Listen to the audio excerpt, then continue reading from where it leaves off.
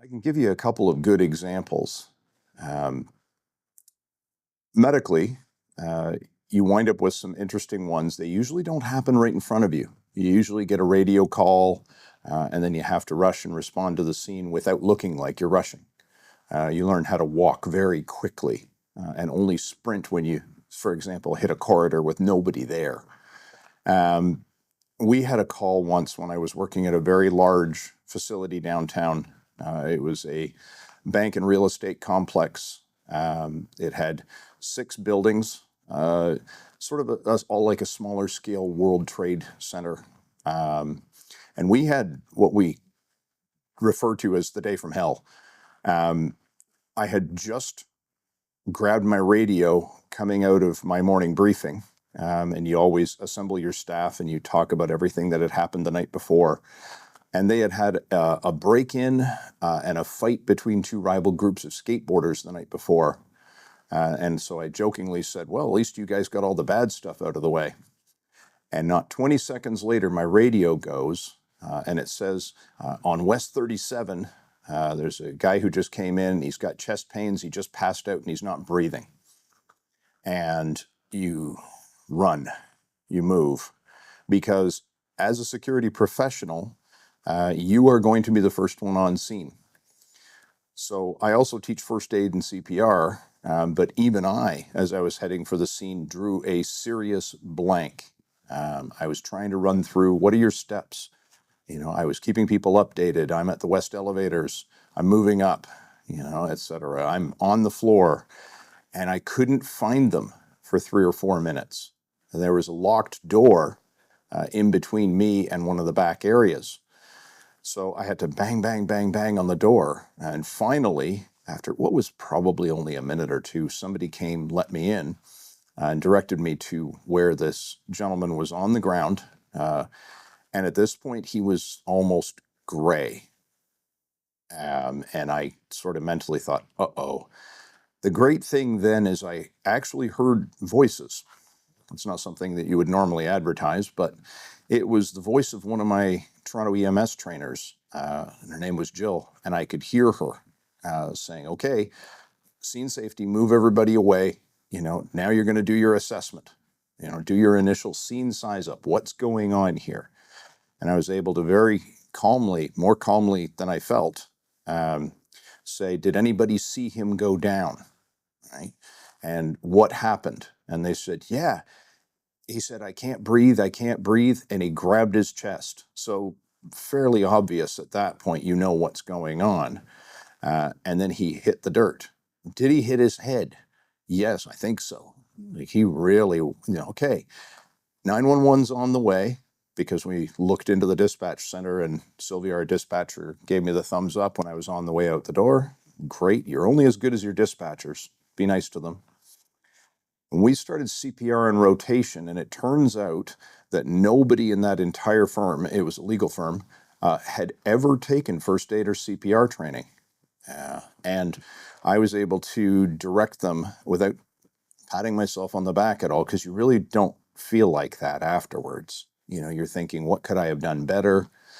And we got what's called ROSC, return of spontaneous circulation, just before the firefighters walked in the door. He woke up, but then he would stop CPR and he would pass back out. And you thought, oh, crap. And that happened 3 or 4 times. And the back of my crazy mind was going, wow, zombie. And there were all kinds of crazy and inappropriate not threats running through my head. You just kind of the things you think at that moment. And we're pushing hard on his chest. And I remember hearing Jill's voice again. No, you're not pushing deep enough. 2 inches down.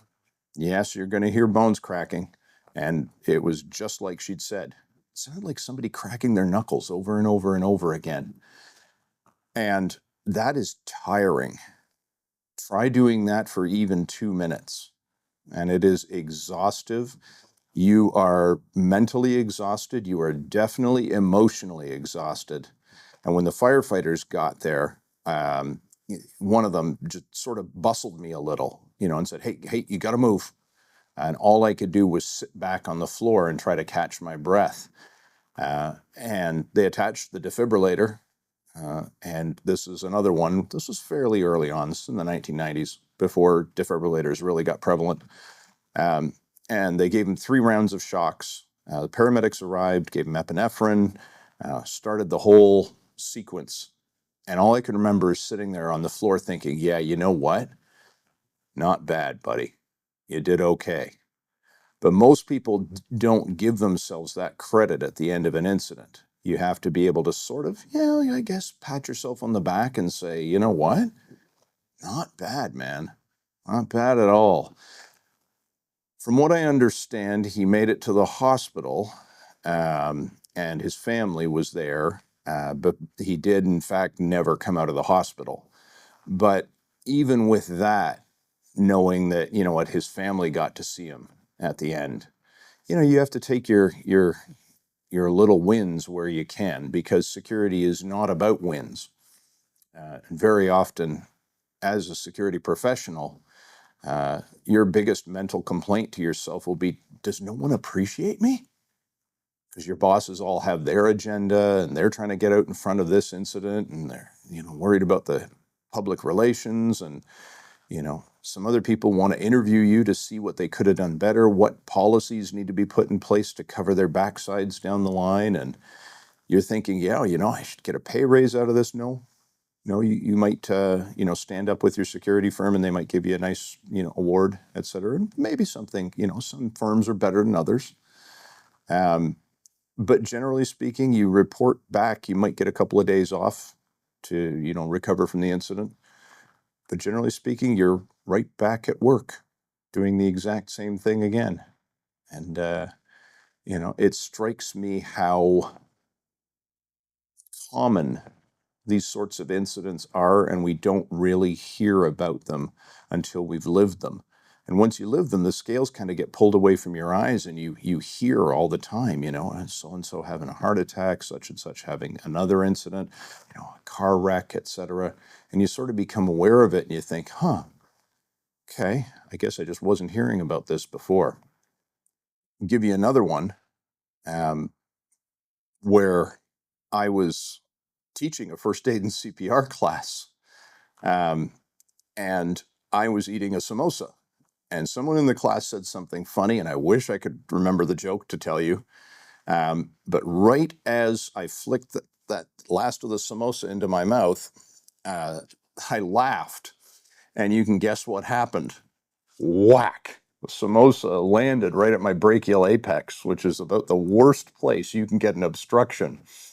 And I couldn't breathe.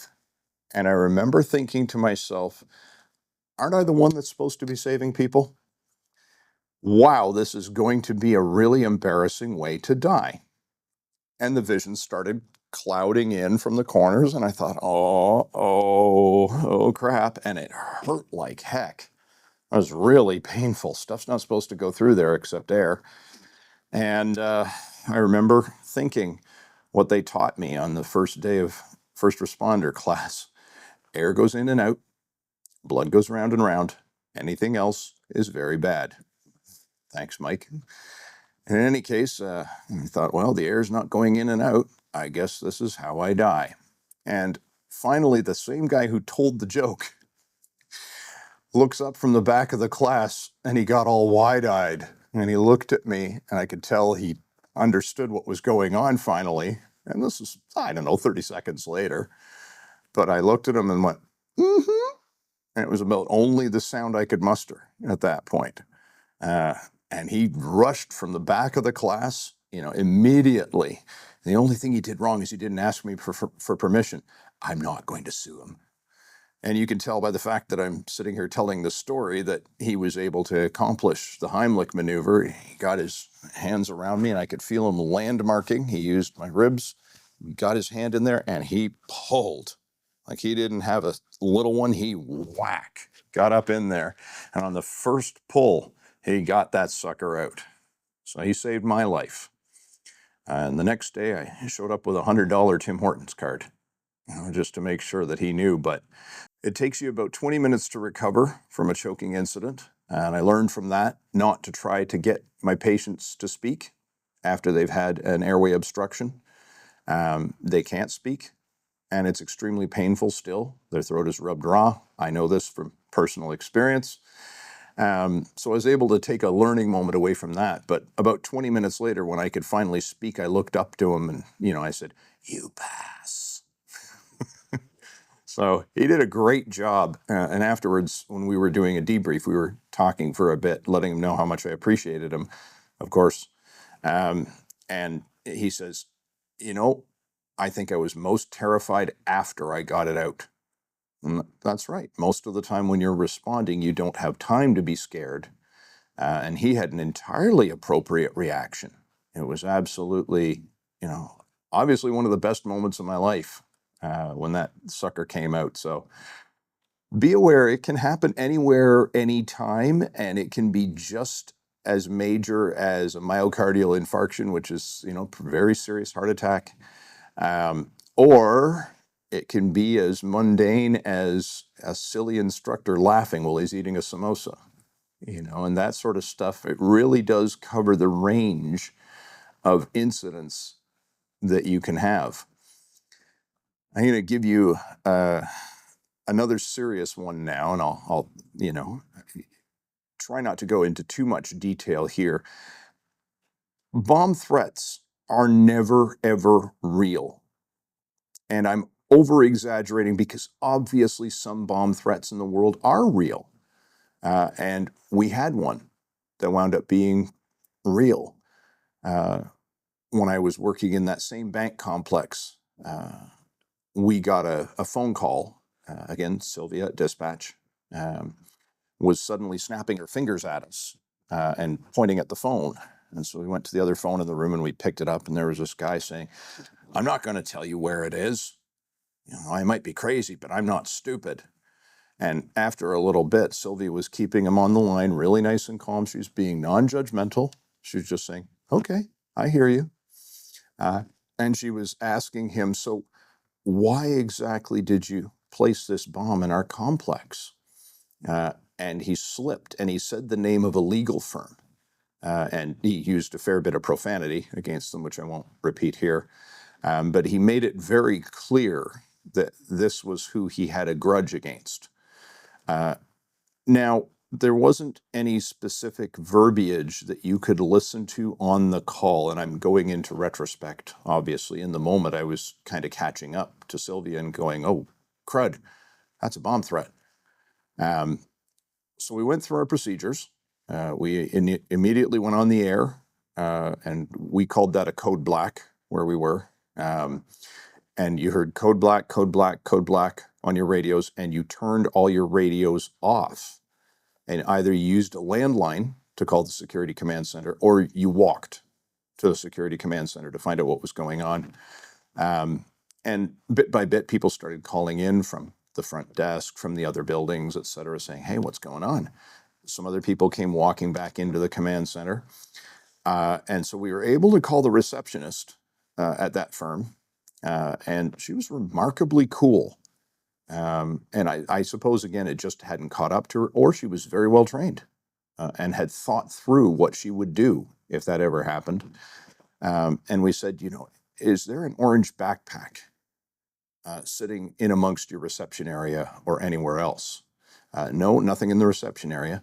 "Okay, what I'm going to need you to do, and we're on the way up, security is responding to you right now. We've received what we think is a credible bomb threat. What we need you to do is start calmly going to people and asking them to leave the premises, to go down to the security desk in the front of the North Tower. And while you're there, if you can look for anything that's out of place." The caller mentioned a backpack. So if you happen to see a backpack sitting around where it shouldn't, and she, hung up the phone, and I went to do her thing. And when we walked onto the floor, she was standing there in front of the reception desk, and people were filing past her and heading for the elevators. It was fairly high up, so we said, "Yeah, elevators are fine. Go downstairs." And she said, "Yeah, actually, there's an orange backpack sitting inside one of the conference rooms." And immediately we thought, well, okay, that kind of jibes with what we were told on the phone. But the whole time, honestly, my worst thought of the day was, oh, this is nothing. This is Canada. It doesn't happen here. And there was the whole run of denial and some very unprofessional thoughts at that point. Cussing this guy out for ruining my patrol schedule mentally inside my head, thankfully. Um, but, I opted to say, okay, is everybody out of the area? And she said, yes, absolutely. I went through it twice. And she was showing a lot more courage than I was at that point. But I decided discretion's better part of valor. Let's just wait this out. And so I kind of stepped in and called out and I said, is anybody left in here? You need to leave, come to me. And then just went back to reception, sent her down to the ground floor and said, we need to evacuate you two. Stepped out in the hall by the elevators. And shortly thereafter, there were some regular patrol cops came up. And the two of them went in and took a look and came back and said, yeah, I guess we're going to call EOD. And the same thing as me, the radios were off. They went to the landline there. And the reason why we turn our radios off is because if this fella decided that he was going to use a radio frequency to trigger the device, then we could inadvertently set it off just with operating our radios. Same thing today with cell phones. That's something that we found was very prevalent. The IRA, for example, would use cell phone triggers pretty much constantly. And information spreads outwards. So once someone does something once in the world, you can assume that everyone else in the world knows how to do that now. So things like that, you can't allow them to make you fearful. I remember thinking, well, I'm glad I know that now. What would I have done had I not known that? And there was one around. And I've had the privilege and high honor of leading security teams at places, for example, like the NHL All-Star Game. I have run security for a venue of the World Winter Games of the Special Olympics. Absolute honor. And things like that. There was a security guard accused in Atlanta of planting a bomb, which was on a simple egg timer. So you learn to have appropriate responses that minimize your exposure to injury and death. And so as a result of the code black call, all of our radios were off. The bomb squad came up, and it was funny. It was just one guy. I think he was probably in his late 40s, a bit overweight, and he wasn't wearing anything special. He was, but afterwards he was talking to me and he said, oh yeah, all cotton coveralls, so I don't generate any static when I'm working on this thing. And he cut most of the bag away. He didn't go in through the zippers.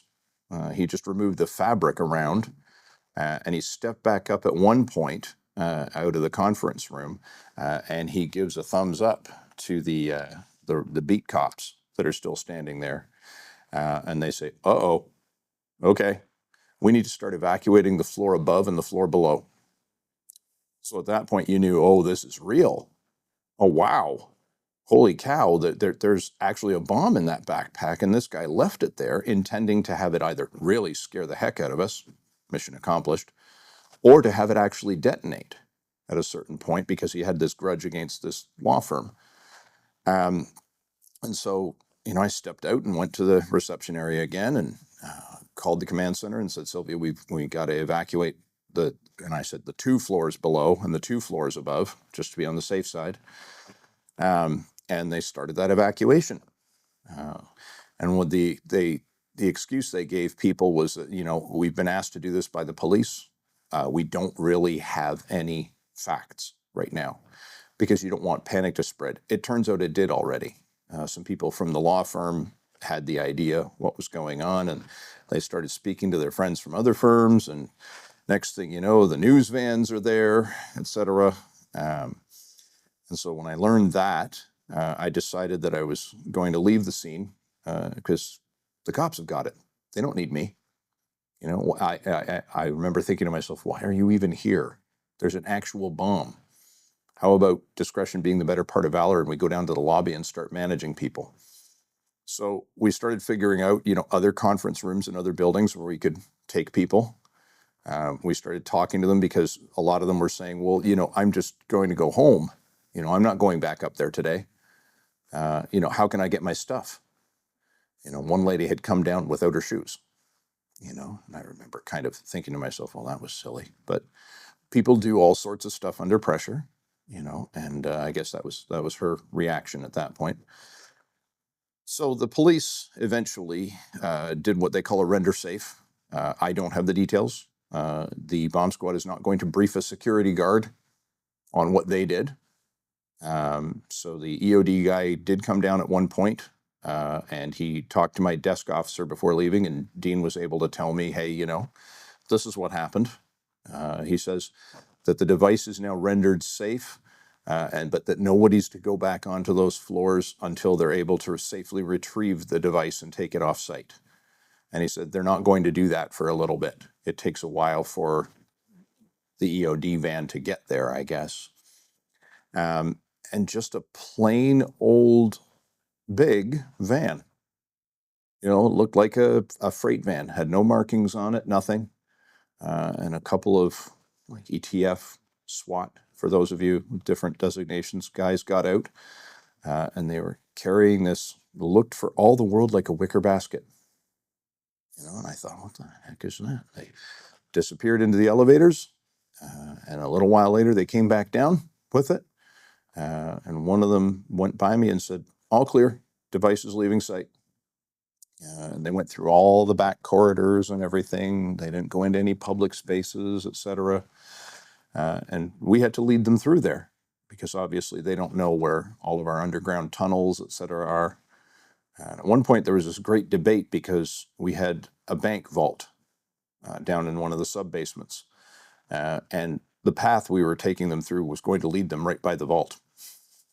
And there was a little bit of a debate for a bit, and I kind of said, is that really wise? And what if this thing goes off? And the cop said, relax, you could be standing next to this thing, and if it goes off, all you're going to get is some smoke. We thought, oh, well, that's good to know. And security guards and even security professionals can fall into the trap of trying to be too much. And in that case, yeah, I think a few of us were trying too much to be part of the event, part of the bomb squad, part of the police, etc. And you kind of have to back yourself off a little and say, look, these guys are in charge now. The way I think of it to myself is when the police arrive, this is now the police's building. I am not going to tell a police officer no, even if he's wrong. Right? That's, you can get criminally charged for that. I'm not going to tell a fire captain no, that he can't do something. I'm not even going to be there to know what he's doing. I'm not going to run away. I'm going to stay close to the incident where I can hear what's going on and answer any residents' questions and try to keep people off 911 people's back. In that case, there were media everywhere. I mean, there was national media and international media. At one point, there was even a CNN camera. And I had to gather my staff together and say, just like, no comment. Okay, just give them the flat no comment. They're used to that. If somebody says no comment and keeps their face neutral, they know there's no story to be had here and they move on, right? They're not going to take it personally. Don't try to get them to like you, right? Don't be rude either. Don't be a jerk. You don't want to be on, city TV or whatever, shoving a camera out of the way. That's called assault. And security guards have done that. And that's, they film that and they put that on TV.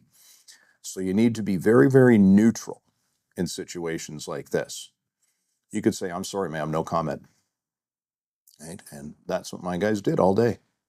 Dozens of times. I'm sorry, no comment.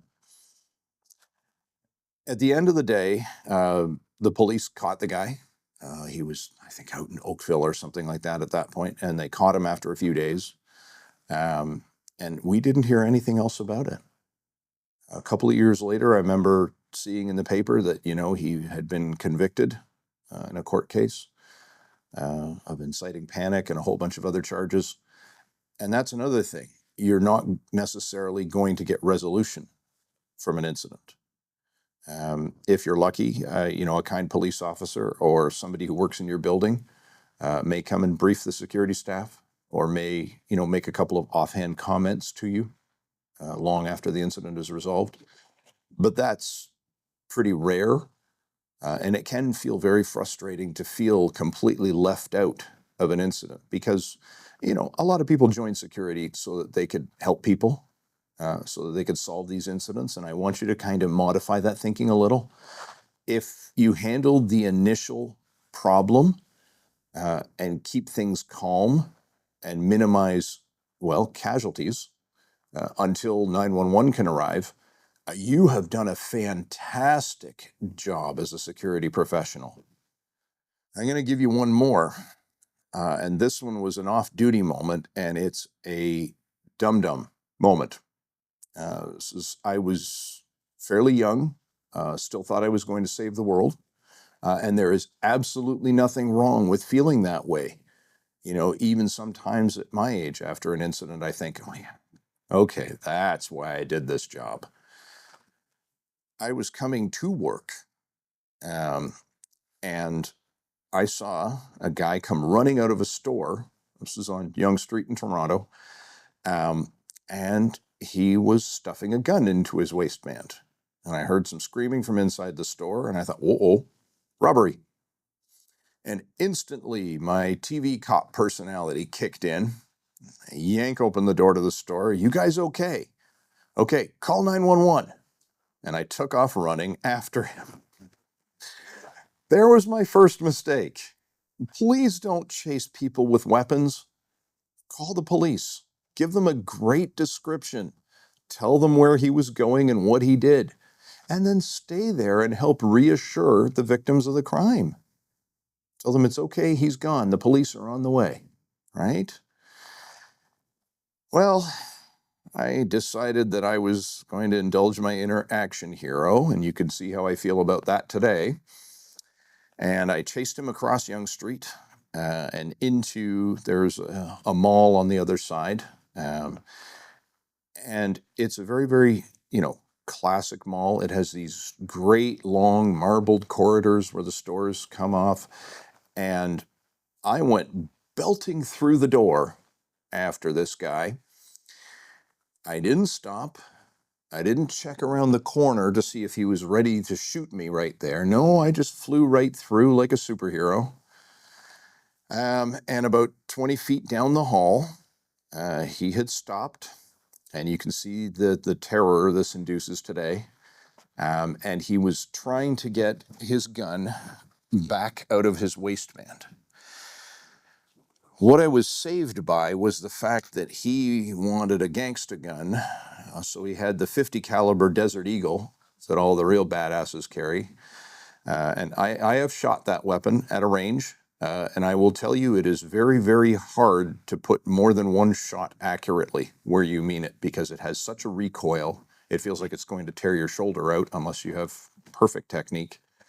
And your second shot is likely to be very, very high. That wouldn't have saved me. What saved me was the fact that he wanted this big gangster gun and he couldn't get it back out of his belt. I didn't find that out until later, because at this point I'm in for a penny. I may as well be in for a pound. And I came right at him at full speed. And I remember thinking afterward, and this is funny because you're not predisposed of a lot of time to think when a violent incident happens. So you have to discuss it with your coworkers. You have to see what happens on the news. You have to see what do people get charged with in Canada. You've seen people who have defended themselves with too much force also be charged. And yes, that can happen. Thankfully, when somebody is trying to point a gun at you, there is significant leeway under the law. That is obviously a lethal threat. Now, that does not empower you necessarily to use lethal force. You do have to have a proportionate response, but you have to make sure that you stop using the force when he stops being a threat. Don't let me glorify this, but I am going to have an all right moment here. I got to him very quickly. And, mass being force plus acceleration, I put some pretty good force into him with my shoulder and my arms. And I didn't tackle him. I kind of lifted him a little and dropped him as hard as I could. In retrospect, my intent being to hopefully, possibly even knock him out. Incapacitate was the word I was thinking. I want him not thinking at all, never mind thinking about his gun. And when I dropped him, the gun actually came loose and spun off to his left. And I don't know if my reflexes would be as good today. When I was, 20 years old or so, they were pretty good. And I was able to grab the gun. And when the cops came through the door, I don't know, could have been 10 seconds later. For all I know, it was probably 2-3 minutes later after they'd been directed. There were, patrons scattering and shopkeepers, etc. And to this day, I'm grateful they didn't get shot either.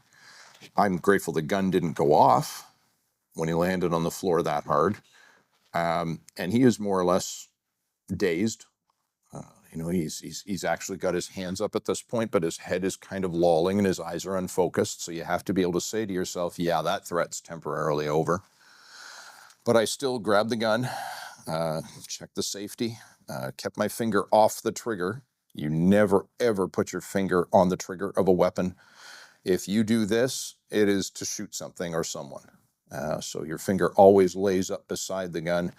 And when the cops came in, I just remember thinking this enormous cop, he had such big muscles that his shirt was tight across him. And I have never been so happy to see a police officer in my life. He had a shotgun, and he comes over to me and he says, "Easy, son. You can stop shaking now," because apparently I was holding the gun on this. Turns out to be a kid. Turns out to be an 18-year-old idiot. I still remember his name. I won't say it now, but I knew he lived out in Scarborough, etc. I heard this later on through news reports, and I've never forgotten his name. And I remember thinking, thank God I didn't shoot him, because very often that happens and people think, oh, the threat's still ongoing, 221. And no, at that point, that would be manslaughter because the threat is over. If he had gone for another weapon, if he had gone for another gun that he had maybe in an ankle holster, they're very rarely that organized. That's different. But in this situation, the threat is over, so is your right to use force at that point.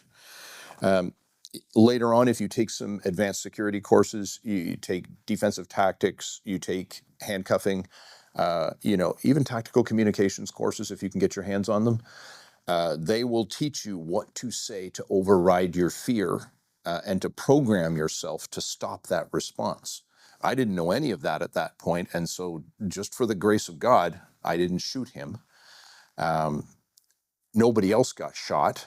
I don't think that would have been, I think I wouldn't have been able to live too well with that. And I didn't get shot. Well, let's go back to the beginning of this incident again. If I'm doing an after-action review with another guard who did what I did, I am going to have some very, very choice language for that guard's choices in that moment. So I want you to learn from my mistakes.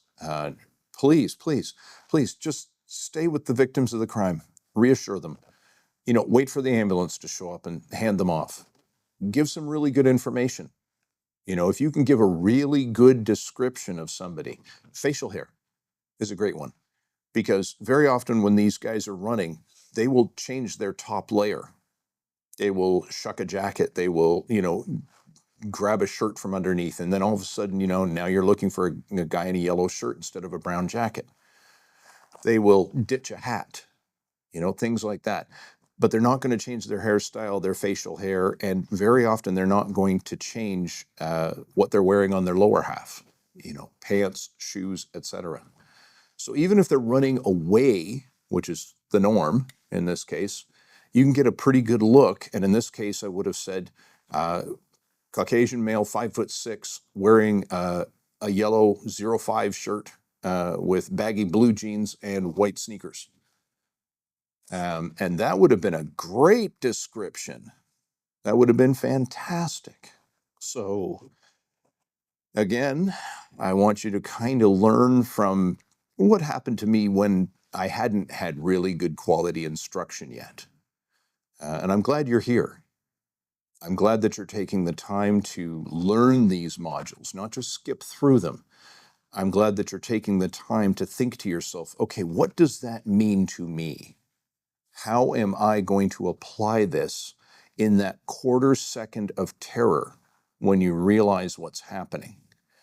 And I may not look like somebody who goes through terror. If I showed up and I was leaving your event, I like my command presence. I like my calm. I like my very, very serious mean, but I am feeling it just like you do underneath. After violent or first aid incidents, I need a bathroom. Just like everyone else. I got up, put my pants on one leg at a time this morning, and so did you. None of us are Superman. I mean, you have never seen me and Superman in the same room, but, let's not take that metaphor too far. I know darn well I'm not bulletproof. I know that there is somebody out there who is bigger, stronger, meaner, faster, tougher, better armed than me. And that if I keep pushing my luck, eventually I'm going to get what I ask for. So over the years, I realized that there is a much better way to stay in your job as a security professional. Your job is to protect. What better way could you protect but by standing by the victims and reassuring them with your presence? Okay? Do what you have to do to keep yourself safe. But that isn't a license to, hurt, maim, kill. You're not trying to get revenge. That's something that we all feel in the moment. We feel that how dare you when someone assaults us or assaults somebody in our presence. A lot of security guards, before they become professionals, don't learn how to manage their ego, don't learn how to say to themselves, this is not about you. At worst, they're cussing at the uniform. So I want you to be able to take that on board, have a really quick breath. A technique that I learned from some paramedics is when you arrive on the scene, you take a full breath all the way in, but then you actually have a little more room in your lungs. So you take a second quick breath, all right? So it goes like,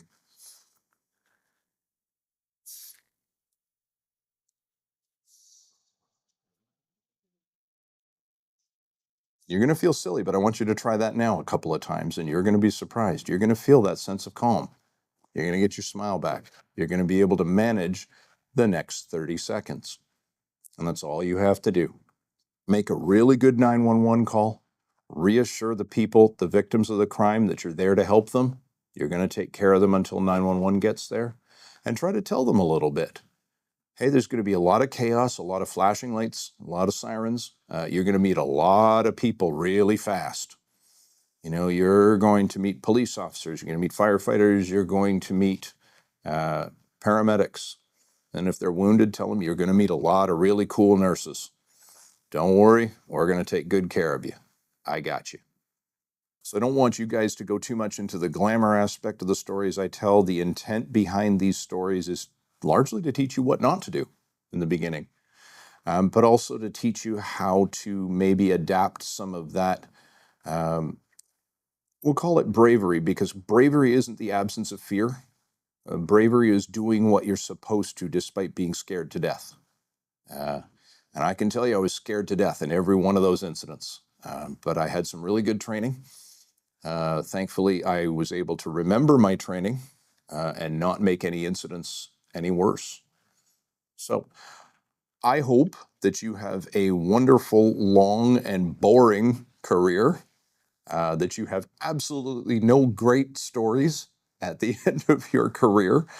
But I do hope that if an incident picks you today, that you're able to manage those first 30 seconds and that you're able to take some knowledge from my incidents and the great trainers that I've had over my career.